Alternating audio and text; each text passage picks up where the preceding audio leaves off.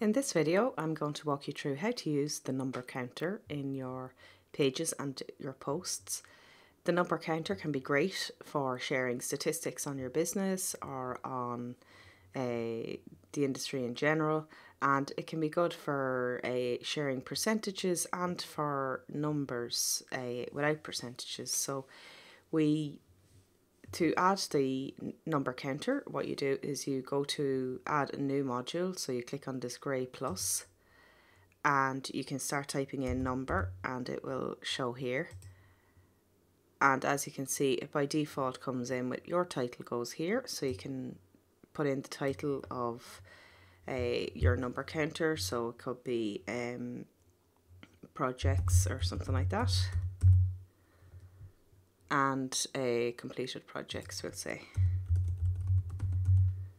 And then the number could be 678, something like that.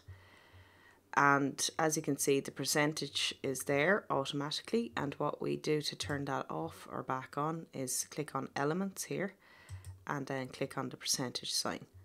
So you can manually go in then and change that number as it evolves and changes, or if you're setting marketing statistics, you could have a employee, unemployed 2022.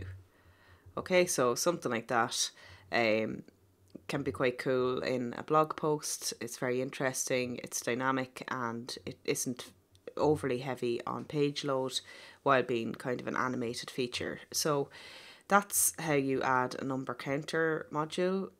They're fantastic, and we style them to your particular branding so that all of this, all the colours and everything will be adapted, and the fonts and everything. So the number counter can be added into blogs or into pages for your website.